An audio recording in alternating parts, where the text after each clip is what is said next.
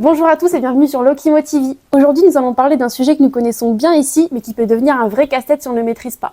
Comment bien organiser un salon immobilier? De la préparation à l'après-salon, nous allons vous donner dans cette vidéo les réflexes, les pièges à éviter et nos petites astuces spéciales Lokimo. Et pour parler de tout ça, j'ai avec moi aujourd'hui Marie, notre chef d'orchestre événementiel ici à Lokimo, et Justine, notre experte côté terrain, notre commercial à Lokimo. Bonjour les filles. Bonjour Léa. Bonjour à tous. Et avant d'entrer dans le vif du sujet, cette vidéo n'arrive pas par hasard parce que nous serons présentes toutes les trois ainsi que les autres membres de l'équipe Lokimo au salon Rent EcoPro les 5 et 6 novembre prochains à Paris Porte Expo. Alors si vous passez par là, venez nous voir. N'hésitez pas à venir nous rencontrer au stand F91. Il y aura de la bonne humeur, des démos et vous aurez même la chance de rencontrer Tigrou. Marie, commençons par le début. Quelles sont les étapes clés pour réussir un salon immobilier sans stress?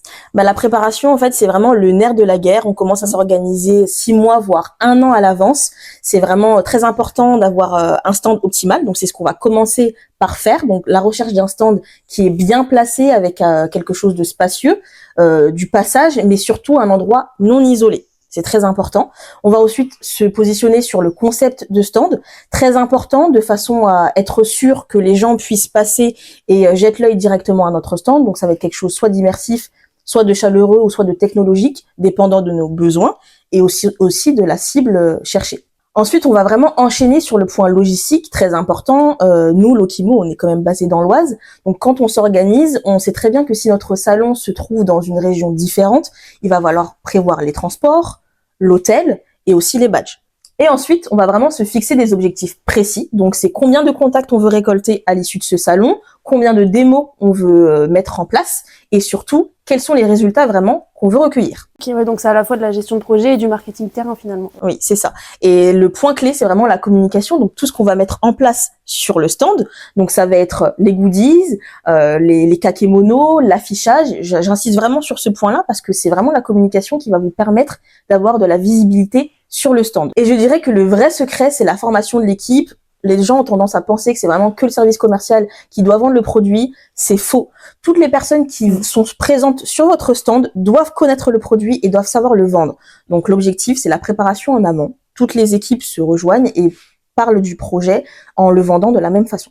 Et côté commercial, c'est un vrai marathon. On révise nos argumentaires de vente, on se met à jour sur les dernières nouveautés qui sont sorties sur notre logiciel et on essaye de capter l'attention des prospects qui viennent à nous. Et le but, c'est d'accrocher le prospect en une trentaine de secondes, puisque sinon, si on n'arrive pas à capter son attention, il va aller au stand d'à côté. Donc si je résume bien les filles, en fait il faut être super organisé mais en même temps laisser place à l'improvisation parce que c'est vrai que sur les salons on ne sait pas vraiment à qui on va avoir affaire, on ne sait pas qui on va rencontrer, les problématiques, donc il faut laisser la place aux surprises. C'est ça, c'est ça. Bon ça y est, on y est, c'est le grand jour. Marie, qu'est-ce qui se joue sur place?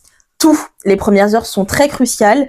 Nous, on s'installe quelques heures avant, voire même la veille. C'est très important. Au niveau logistique, il faut s'assurer que tout fonctionne. On teste tout le matériel, toute la partie technologie et électricité. Et surtout, dès l'ouverture, on doit vraiment capter l'attention du visiteur, un sourire, une phrase d'accroche. Et surtout, on peut se servir de notre mascotte pour pouvoir attirer l'attention. Et côté commercial, c'est un vrai exercice d'écoute.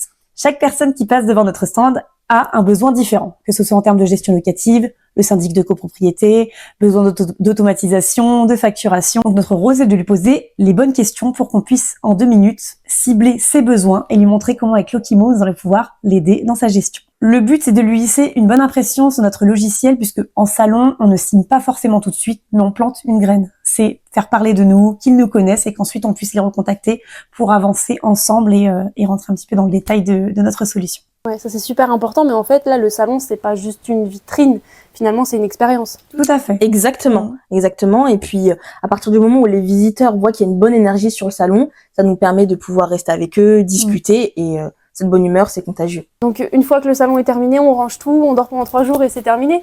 Pas du tout. C'est là que commence la phase la plus importante de cette organisation, le suivi.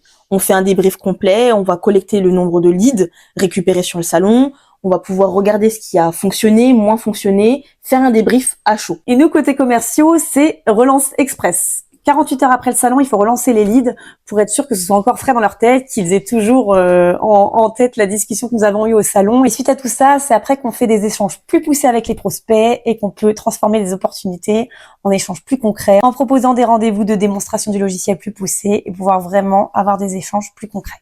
Oui. Donc même après la fermeture des portes, finalement, le salon continue encore après ici?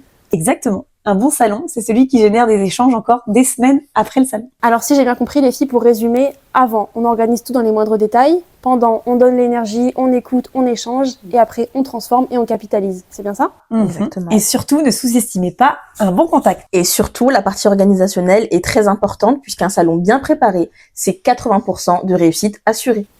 Merci les filles, j'espère que cette vidéo vous aura plu. Comme je vous l'annonçais en début de vidéo, on se retrouve les 5 et 6 novembre au salon CoPro et Rent à Paris Porte Expo. Venez nous rencontrer, venez échanger, poser des questions et aussi rencontrer Tigrou. À bientôt! À bientôt! Au revoir.